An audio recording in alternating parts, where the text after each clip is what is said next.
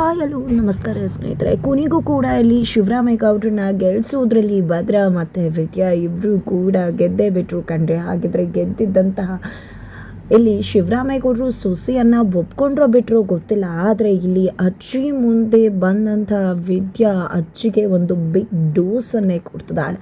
ಹಾಗಿದ್ರೆ ಅಜ್ಜಿ ನಿಜಕ್ಕೂ ಕೂಡ ವಿದ್ಯಾ ಮಾತನ್ನು ಕೇಳಿ ಕೆಂಡ ಆಗ್ತಾರಾ ಅಥವಾ ವಿದ್ಯಾ ಮಾತಿಗೆ ಮರಳಾಗ್ತಾರಾ? ಮಗನ ವಿರುದ್ಧನೇ ನಿಂತು ವಿದ್ಯಾಗೆ ಹೆಲ್ಪ್ ಮಾಡ್ತಾರ? ಏನಪ್ಪ ಇದು, ಅಜ್ಜಿನ ಬ್ಯಾಟಿಂಗ್ ಮಾಡ್ತಾರ ವಿದ್ಯಾಗೆ? ಏನಾಯಿತು, ಏನು ಕಥ? ಇದು ಎಲ್ಲವನ್ನ ಕೂಡ ತಿಳ್ಕೋಬೇಕು ಅಂದರೆ ಈಗಲೇ ನಮ್ಮ ಈ ಚಾನಲ್ನ ಸಬ್ಸ್ಕ್ರೈಬ್ ಮಾಡಿ, ಹಾಗೆ ಒಂದು ವಿಡಿಯೋವನ್ನು ಪೂರ್ತಿಯಾಗಿ ನೋಡೋದನ್ನು ಯಾವುದೇ ಕಾರಣಕ್ಕೂ ಕೂಡ ಮರಿಬೇಡಿ. ಇಲ್ಲಿ ವಿದ್ಯಾ ಈಶ್ವರಿಯ ಆಟಕ್ಕೆ ಲಗಾಮು ಹಾಕ್ತಾಳೆ. ಈಶ್ವರಿ MLA ಜೊತೆ ಸೇರಿಕೊಂಡು ಶಿವರಾಮಯ್ಯ ಗೌಡ್ರನ್ನ ಸೋಲಿಸಬೇಕು ಅಂತ ಬೇಕಾದಷ್ಟು ಪ್ರಯತ್ನ ಮಾಡ್ತಾರೆ. ಬಟ್ ಎಲ್ಲ ಪ್ರಯತ್ನವನ್ನು ಕೂಡ ನೀರಲ್ಲಿ ಹೋಮ ಮಾಡುವ ಹಾಗೆ ಮಾಡೋದು ವಿದ್ಯಾ ಆ ಒಂದು ಸ್ಟೇಜ್ ಮೇಲೆ ಹತ್ತಿ ಆಡಿದಂತಹ ಮಾತು ಶಿವರಾಮಯ್ಯ ಗೌಡ್ರ ವಿರುದ್ಧ ಇದ್ದಂತಹ ಒಂದು ವಿರೋಧಿ ಅಲೆಯನ್ನೇ ಹಾಗೆ ಧೂಳೀಪಟ ಮಾಡಿಬಿಡುತ್ತೆ. ಕೊನೆಗೂ ಶಿವರಾಮಯ್ಯ ಗೌಡ್ರ ಒಂದು ಪರವಾಗಿ ಜಯಕಾರ್ಯ ಘೋಷಣೆನೇ ಕೂಗುತ್ತೆ. ಅದರ ಮುಖಾಂತರನೇ ಮೊದಲ ಸೋಲನ್ನು ತೋರಿಸಿದ್ಲು ಈಶ್ವರಿಗೆ ವಿದ್ಯಾ. ಈ ಒಂದು ಸೋಲಿನಿಂದನೇ ಈಶ್ವರಿ ಕಂಗಾಲಾಗಿ ಹೋಗಿದ್ರು. ಅದರ ಜೊತೆಗೆ ಅಪ್ಪ ಮಗನ ಕೂಡ ಒಂದು ಮಾಡ್ತೀನಿ ಅಂತ ಹೇಳಿದಂಥ ವಿದ್ಯಾ ಪ್ರಯತ್ನ ಮತ್ತೊಮ್ಮೆ ಆ ಒಂದು ಪ್ರಯತ್ನದಲ್ಲಿ ಆಕೆ ಜಯಶಾಲಿ ಆದಳು. ಅದಕ್ಕೂ ಕೂಡ ಕಾರಣನೇ ಒಂದು ರೀತಿ ಈಶ್ವರಿ ಅಂತ ಹೇಳ್ಬೋದು. ಈಶ್ವರಿ ಮಗದೊಮ್ಮೆ MLA ಜೊತೆ ಸೇರಿಕೊಂಡು ಆ ಕಾರಲ್ಲಿ ದುಡ್ಡಿಡಿಸಿ ಸಿಕ್ಸಾಕೋ ಪ್ರಯತ್ನಕ್ಕೆ ಮುಂದಾದಾಗ ಅದೇ ಟೈಮಲ್ಲಿ ಭದ್ರಾ ಹೋಗಿ ಕಾಪಾಡಿ ಹಾವು ಕಚ್ಚಿಸ್ಕೊಂಡು ಸಾವು ಬದುಕಿನ ನಡುವೆ ಹೋರಾಟ ಮಾಡಿದಾಗ ಶಿವರಾಮಯ್ಯ ಗೌಡರು ತನ್ನ ಮಗನನ್ನು ಕ್ಷಮಿಸಿ ಒಪ್ಕೊಂಡ್ರು. ಇದರ ಮುಖಾಂತರ ಮತ್ತೆ ಇಲ್ಲಿ ವಿದ್ಯಾ ಗೆದ್ಲು, ಈಶ್ವರಿ ಮತ್ತೆ ಸೋಲಾಯಿತು. ಈಶ್ವರಿ ಮಾಡೋ ಪ್ರತಿ ಪ್ರಯತ್ನವನ್ನು ಕೂಡ ವಿದ್ಯಾ ಹೇಗೆ ತನಗೆ ಒಳ್ಳೇದಾಗಬೇಕು ಅದೇ ರೀತಿ ಅದನ್ನು ಮಾಡ್ಕೊತಿದ್ದಾಳೆ. ಆದರೆ ಪಾಪ ಇಲ್ಲಿ ಈಶ್ವರಿ ಪ್ರತಿ ಬಾರಿ ವಿದ್ಯೆಯಿಂದ ಸೋತು ಕೆಂಡವಾಗ್ತಿದ್ದಾರೆ. ತಾನು ಈ 3 ಅಡಿಯನ್ನು ನನ್ನ ಮಾತನ್ನು ಹೇಳ್ಕೊಂಡಿರ್ತಾಳೆ ಅಂತ ಈ ಮನೆಗೆ ಸೊಸೆಯಾಗಿ ಕರ್ಕೊಂಡು ಬಂದು ತಪ್ಪು ಮಾಡಿಬಿಟ್ಟ.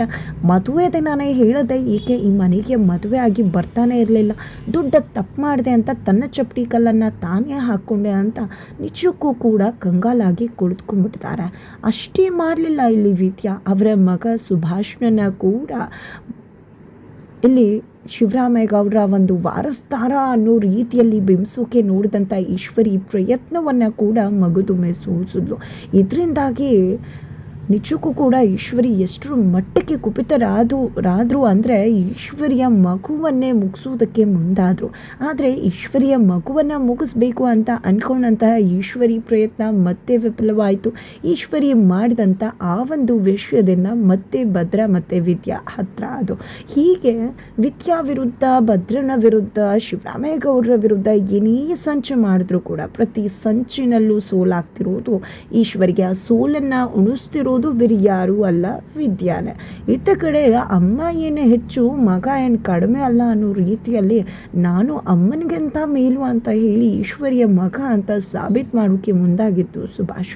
ಮಾಡಿರೋ ಕರ್ಮಕ್ಕೆ ಮನೆಯಿಂದ ಹೆಂಡತಿ ಜೊತೆ ಆಚೆ ಬಿದ್ದಿರೋ ಸುಭಾಷ್ ಈ ಚಂಪಾಳನ್ನು ತನ್ನ ಬದುಕಿಂದನೇ ಹೊರದೂಡಬೇಕು ಅಂತ ನಿರ್ಧಾರ ಮಾಡಿ ಚಂಪಾ ವಿರುದ್ಧ ಒಂದು ಒಳಸಂಚನೆ ಮಾಡ್ತಾನೆ. ಪಾಪ ಚಂಪಾ ಇನ್ನೋಸೆಂಟ್ ಆಗಿ ತನ್ನ ಗಂಡನನ್ನು ನಂಬ್ಕೊಂಡ್ರೆ ಆ ನಂಬಿಕೆನೇ ಬಂಡವಾಳ ಮಾಡ್ಕೊಂಡಂತ ಸುಭಾಷ್ ತನ್ನ ಸ್ನೇಹಿತನ ಜೊತೆ ಚಂಪಾ ಸಂಬಂಧವನ್ನು ಕಲ್ಪಿಸಿ ಸಾಕ್ಷಿಗಳನ್ನು ಹುಟ್ಟಿ ಹಾಕಿ ಮನೆಯಲ್ಲಿ ಬಂದು ದೊಡ್ಡ ಗಲಾಟೆಯನ್ನೇ ಮಾಡ್ತಾನೆ.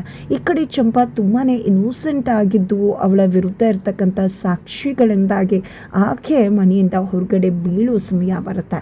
ಆ ಒಂದು ಸಮಯದಲ್ಲೂ ಕೂಡ ಚಂಪಾನ ಕಾಪಾಡೋಕೆ ಬರುವುದು ವಿದ್ಯಾ. ಇಲ್ಲಿ ಈಶ್ವರಿ ಚಂಪಾಳನ್ನು ಯಾವುದೇ ಕಾರಣಕ್ಕೂ ಇನ್ನು ಈ ಮನೇಲಿ ಇರಿಸ್ಕೋಬಾರ್ದು, ನನ್ನ ಮಗನ ಬದುಕಿಂದ ದೂರ ಇಡಬೇಕು ಅಂತ ಹೇಳಿ ಪಟ್ಟಿಡ್ಕೊಂಡು ಕೂತ್ಕೊಂಡ್ರೆ ಇಲ್ಲಿ ಚಂಪಾ ತಪ್ಪು ಮಾಡಿಲ್ಲ ಅಂತ ಹೇಳಿ ಮನವರಿಕೆ ಮಾಡಿಸೋದಕ್ಕೆ 1 ವಾರ ಟೈಮ್ ಕೊಡಬೇಕು ಸಾಕ್ಷಿ ಸಮೇತ, ಅದನ್ನು ಪ್ರೂವ್ ಮಾಡ್ತೀನಿ ಅಂತ ಹೇಳಿ ಮಾವನ ಮನಸ್ಸನ್ನು ಗೆಲ್ತಾಳೆ ವಿದ್ಯಾ. ಮತ್ತೊಮ್ಮೆ ವಿದ್ಯಾ ಮುಂದೆ ಈಶ್ವರಿಗೆ ಸೋಲಾಗುತ್ತೆ. ತದನಂತರ ಚಂಪಾಳನ್ನು ತನ್ನ ಜೊತೆ ಕರೆದುಕೊಳ್ಳೋದಂತಹ ವಿದ್ಯಾ ಸುಭಾಷ್ ಮಾಡಿರ್ತಕ್ಕಂಥ ಕುತಂತ್ರವನ್ನು ಇಂಚಿಂಚು ಎಳೆಯಾಗಿ ಚಂಪಾಯಿಂದ ತಿಳ್ಕೊತಾಳೆ. ಈ ಕಡೆ ಚಂಪಾ ಮೋಸ ಹೋಗಿದ್ದಾಳೆ ಅನ್ನೋ ವಿಷಯವನ್ನು ಅರಿತಂತಹ ವಿದ್ಯಾ ಇದಕ್ಕೆಲ್ಲ ಕಾರಣ ಆ ಸುಭಾಷನ ಸ್ನೇಹಿತನನ್ನು ಹುಡುಕಿದ್ರೆ ಎಲ್ಲರ ಬಂಡವಾಳ ಕೂಡ ಆಚೆ ಬರುತ್ತೆ, ಸುಭಾಷ್ ಕುತಂತ್ರ ಆಚೆ ಬರುತ್ತೆ ಅಂತ ಹೇಳ್ತಾಳೆ. ಆದರೆ ಆ ಸ್ನೇಹಿತನ ವಿರುದ್ಧ ಆತ ಸಾಕ್ಷಿ ಹೇಳ್ತಾನೆ ಅನ್ನೋ ಒಂದು ಪ್ರಶ್ನೆ ಚಂಪಾಯಿಂದ ರೈಸ್ ಆದಾಗ ಖಂಡಿತವಾಗ್ಲೂ ಕೂಡ ಆ ರೀತಿ ನಾವು ಮಾಡಬೇಕಾಗತ್ತೆ, ಅವನು ಸತ್ಯ ಹೇಳದೇ ಇದ್ರೂ ಸತ್ಯ ಹೇಳಿಸ್ಬೇಕಾಗತ್ತೆ ಅಂತ ಹೇಳಿ ವಿದ್ಯಾ ಹೇಳಿ ಭದ್ರನ ಸಹಾಯವನ್ನು ಹೋಗಿ ಕೇಳ್ತಾಳೆ. ಈ ಕಡೆ ಭದ್ರನಿಗೂ ಕೂಡ ಚಂಪಾ ಏನು ಅನ್ನೋದು ಗೊತ್ತದ, ಸುಭಾಷ್ ಏನು ಅನ್ನೋದು ಗೊತ್ತದ. ಅದೇ ಕಾರಣಕ್ಕೆ ಚಂಪಾ ಇನ್ನೋಸೆಂಟ್ ಅಂತ ಗೊತ್ತಿದ್ರು ಮೇಲ್ನೋಟಕ್ಕೆ ಕಾಣ್ತಿರೋ ಸಾಕ್ಷಿಗಳಿಂದಾಗಿ ಇಲ್ಲಿ ಏನು ತೀರ್ಮಾನ ಮಾಡಬೇಕು ಅಂತ ಗೊತ್ತಾಗದಿರೋ ಭದ್ರ ಇಲ್ಲಿ ವಿದ್ಯಾ ಬಂದು ಚಂಪಾನ ಇನ್ನೋಸೆಂಟ್ ಅಂತ ಪ್ರೂವ್ ಮಾಡೋದಕ್ಕೆ ಸಹಾಯ ಬೇಕು ಅಂದಾಗ ಆ ಸಾಕ್ಷಿಗಳನ್ನ ಸುಳ್ಳು ಅಂತ ಸಾಬೀತು ಮಾಡಿದ್ರೆ ಖಂಡಿತವಾಗ್ಲೂ ನಾನು ಚಂಪನ್ ಪರ ನಿಂತು ಏನು ಬೇಕಿದ್ರೂ ಕೂಡ ಸಹಾಯ ಮಾಡ್ತೀನಿ ಅಂತ ಹೇಳಿ ವಿದ್ಯಾಗೆ ಭರವಸೆಯನ್ನು ಕೊಡ್ತಾಳೆ.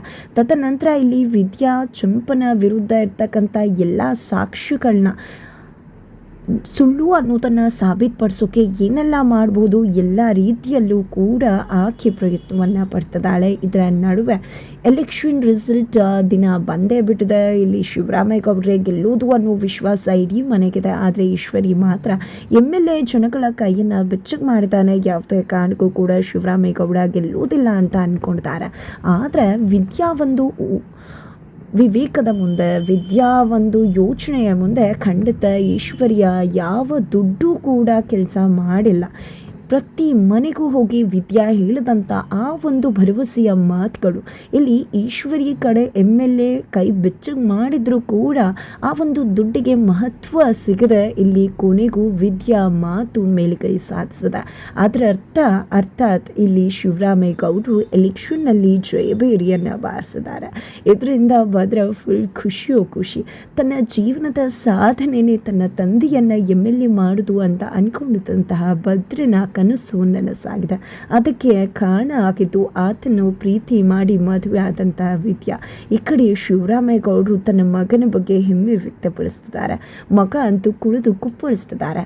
ಈ ಕಡೆ ಶಿವರಾಮೇಗೌಡರ ವಿಜಯ ಯಾತ್ರೆ ನಡೀತಾ ಇದ್ರೆ ಇಡೀ ಊರಿನಲ್ಲೆಲ್ಲ ಶಿವರಾಮೇಗೌಡರ ಜಯಕ್ಕೆ ಕಾರಣ ವಿದ್ಯಾ ಅನ್ನೋ ಮಾತುಗಳು ಕೇಳಿ ಬರ್ತದೆ. ಇದು ಅಜ್ಜಿ ತಂಗ ಕೂಡ ಮುಟ್ಟುತ್ತೆ.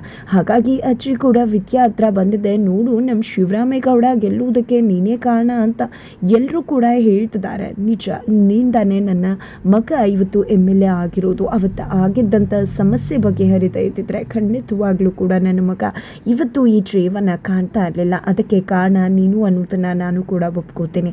ಅದಕ್ಕೆ ಹೇಳ್ತಿದ್ದೀನಿ, ನಿನಗೇನು ಬೇಕು ಅದನ್ನು ಕೇಳು, ಖಂಡಿತವಾಗ್ಲೂ ನಾನು ನಿನಗೆ ಕೊಡ್ತೀನಿ ಅಂತ ಹೇಳಿ ಅಜ್ಜಿ ಹೇಳಿದಾಗ ವಿದ್ಯಾ ಕೇಳೋದು, ನಾನು ಎಕ್ಸಾಮ್ ಬರೀಬೇಕು, ದಯವಿಟ್ಟು ನನ್ನನ್ನು ಕರ್ಕೊಂಡು ಹೋಗಿ ನನ್ನನ್ನು ಹೋಗೋದಕ್ಕೆ ಅವಕಾಶ ಮಾಡಿಕೊಡಿ ಅಂತ ಇಲ್ಲಿ ತನ್ನ ಮಗನನ್ನು ಇವತ್ತು ಗೆಲ್ಲಿಸಿರುವುದಕ್ಕೆ ಕಾರಣ ಆಕೆಯ ವಿದ್ಯೆ ಅನ್ನೋದನ್ನು ಅರಿತಂತ ಅಜ್ಜಿ ಕೊನೆಗೂ ವಿದ್ಯಾಗೆ ಸಾಥ್ ಕೊಟ್ಟು ಎಕ್ಸಾಮ್ ಬರೆಯೋದಕ್ಕೆ ಅವಕಾಶ ಮಾಡಿಕೊಡ್ತಾರೆ. ಹಾಗಿದ್ರೆ ಏನಾಗುತ್ತೆ? ಇತ್ತ ಕಡೆ ಈಶ್ವರಿ ವಿದ್ಯಾ ಎಕ್ಸಾಮ್ ಬರೀತಿರೋ ವಿಷಯವನ್ನು ಶಿವರಾಮೇಗೌಡರಿಗೆ ತಿಳಿಸಿದ್ರೆ ಏನಾಗಬಹುದು? ಇದು ಎಲ್ಲವನ್ನ ಕೂಡ ತಿಳ್ಕೋಬೇಕು ಅಂದರೆ ಮುಂದಿನ ವಿಡಿಯೋಗೆ ವೇಟ್ ಮಾಡಿ.